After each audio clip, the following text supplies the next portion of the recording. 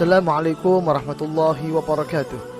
Kembali lagi dengan wawasan Islam yang memberikan wawasan-wawasan untuk kehidupan sehari-hari. 5 usaha pencurian jasad Rasulullah SAW. Pertama, semasa Raja Mesir Al-Hakim bi Amrillah Al-Ubaidi dari Daulah Fatimiyah. Dalam buku sejarah Masjid Nabawi Asy-Syarif karya Muhammad Ilyas Abdul Ghani, diketahui Al-Hakim bi Amrillah Al-Ubaidi adalah raja yang zalim. Meski Al-Hakim memeluk agama Islam, namun diketahui banyak perilakunya yang menyimpang dari ajaran Allah Subhanahu wa taala. Bahkan pada zamannya disebut rakyat Mesir tidak dapat tidur tenang karena kezaliman Al-Hakim. Upaya pencurian jasad Rasulullah SAW oleh Al-Hakim lebih dikarenakan faktor politis. Seandainya pencurian jasad Rasulullah SAW berhasil, tentu seluruh perhatian manusia beralih ke negerinya, sehingga Mesir dapat menggantikan posisi Madinah. Ketika utusan Al-Hakim berupaya memasuki Madinah atas kuasa Allah Subhanahu wa taala, ditiupkan angin kencang dan bumi bergoncang, sehingga utusan penjahat yang dikirimkan Al-Hakim mengurungkan niatnya. Kedua, ternyata percobaan pencurian jasad Rasulullah SAW tidak sekali itu saja dilakukan Raja Zalim Al-Hakim. Pada percobaan kedua, dirinya mengirimkan sedikit prajurit seusai rencana. Prajurit tersebut membuat terowongan di dalam Madinah sampai ke makam Rasulullah SAW. Namun belum sampai prajurit tersebut ke makam Rasulullah, tiba-tiba terdengar seruan entah dari mana yang mengabarkan bahwa jasad Rasulullah SAW akan dicuri. Masyarakat Madinah yang tersentak kemudian melakukan penyelidikan, dan benar saja ditemukan orang yang merupakan prajurit Al-Hakim dalam sebuah terowongan menuju makam Rasulullah SAW. Kemudian utusan tersebut ditangkap dan dihukum. Peristiwa ini kemudian dikenal sebagai upaya pencurian jasad Rasulullah SAW yang pertama kali, padahal itu yang kedua kalinya. Ketiga, sekitar tahun 1164 Masehi atau 557 Hijriah, jasad Rasulullah SAW juga pernah hampir dicuri oleh penguasa Eropa. Sejarawan Ali Hafid dalam kitab Fusul min Tarikhil Al-Madinah Al-Munawwarah menuliskan bahwa pada saat itu kondisi umat Islam lemah, sehingga muncul niat para penguasa dari Eropa mencuri jasad Rasulullah SAW. Niat jahat tersebut tidak lain hanya untuk mempermalukan umat Islam. Diutuslah 2 orang oleh para penguasa kafir Eropa untuk mencuri jasad Rasulullah SAW. Keduanya datang pada musim haji sekaligus menyamar sebagai jamaah dari Maghribi Maroko. Keduanya menginap di penginapan yang tidak jauh dari makam Rasulullah SAW. Lalu keduanya membuat lubang dari dalam kamar ke arah makam Nabi Muhammad SAW. Ternyata saat proses penggalian, Allah Subhanahu wa taala menunjukkan kuasanya lewat Sultan Nuruddin Mahmud bin Zangki, sultan penguasa Mesir dan Syria. Itu mendapat mimpi yang sama berulang-ulang. Dalam buku beberapa bagian dari sejarah Madinah karya Ali Hafid dikisahkan, suatu malam Sultan Nuruddin mimpi bertemu dengan Rasulullah SAW. Dalam mimpi itu, Rasul memanggil-manggil Nuruddin dan menyuruhnya agar segera pergi ke Madinah, karena ada 2 orang kulit putih yang hendak menyakiti beliau. Bermimpi seperti itu, Sultan Nuruddin pun tersentak dan terbangun dari tidurnya.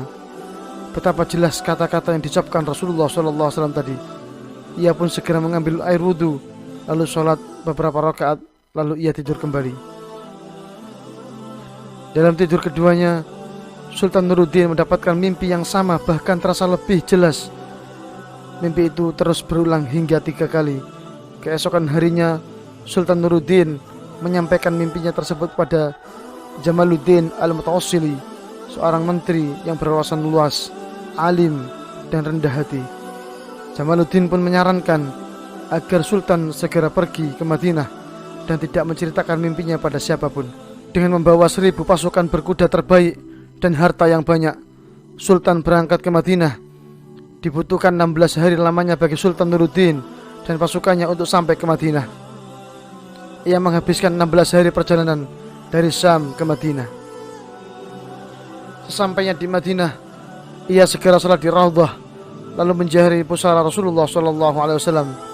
Sultan duduk termenung di depan pusara Rasulullah SAW. Segera setelah itu, ia memerintahkan agar seluruh penduduk Madinah berkumpul terutama penduduk dan peziarah di sekitar Masjid Nabawi. Sultan membagi-bagikan hadiah pada setiap orang yang datang dengan harapan bisa bertemu dengan dua orang yang dilihatnya dalam mimpi. Sayang, ia tidak bertemu dengan dua orang yang dicarinya tersebut. Maka berkatalah Sultan Nuruddin, apakah ada yang belum mendapat hadiah? Mereka menjawab, tidak ada, kecuali dua orang dari Andalusia. Keduanya tidak mengambil sedikit pun karena tengah khusyuk beribadah di Raudhah dekat makam Nabi Muhammad SAW. Saat ditanya bagaimana warna kulit kedua orang itu, maka dijawablah bahwa kulit mereka putih kemerahan. Setelah dicari, kedua orang itu segera dihadapkan kepada Sultan Nuruddin untuk diinterogasi. Pada awalnya mereka mengaku sebagai peziarah muslim dari Andalusia. Terlihat dari wajah mereka gurat-gurat ketakutan dan jawabannya pun berbelit-belit. Untuk mendapatkan kebenaran jawaban, kedua orang tersebut dibawa ke balik dinding, lalu dibukalah celananya. Ternyata kedua orang itu tidak berkhitan. Setelah diinterogasi terus-menerus, keduanya mengaku bahwa mereka adalah tentara salib yang diutus oleh raja mereka untuk mencuri jasad Rasulullah SAW. Usaha untuk mencuri jasad Rasul sudah mereka lakukan sejak lama dengan cara menggali terowongan di sebelah kiblat luar masjid. Setelah itu, keduanya dihukum mati dan mayatnya dibakar di luar Masjid Nabawi agar kejadian serupa tidak terulang kembali. Sultan Nuruddin memerintahkan untuk menggali tanah sekitar pusara dan menuangkan ke dalamnya cairan tembaga agar membeku, agar pusara Nabi Muhammad SAW terlindungi. Mengapa tentara salib tersebut mau mencuri jasad Rasulullah SAW? Jawabannya jelas, Rasul adalah simbol agung bagi umat Islam. Semuanya yang ada pada Rasul memiliki nilai yang tak terhingga, termasuk pusara dan jasad beliau, Nabi besar Muhammad SAW. Seandainya mereka mampu mencurinya, itu adalah hal luar biasa dan menjadi kebanggaan tersendiri. Sebaliknya bagi umat Islam, peristiwa itu teramat memalukan dan bisa meruntuhkan mental. Keempat, kelompok perampok. Usaha keempat terjadi saat sejumlah orang mencuri dan merampok kafilah jamaah haji. Kemudian mereka bertekad untuk menggali kuburan Nabi Muhammad SAW. Mereka berbicara dan terang-terangan mengutarakan niat mereka. Kemudian mereka menyeberangi laut menuju Madinah. Kemudian Allah Subhanahu wa Ta'ala menolak serangan mereka dengan kapal yang telah disiapkan dari Mesir Al-Iskandariyah yang mengikuti mereka. Kemudian menangkap mereka semuanya, kemudian menawan semuanya.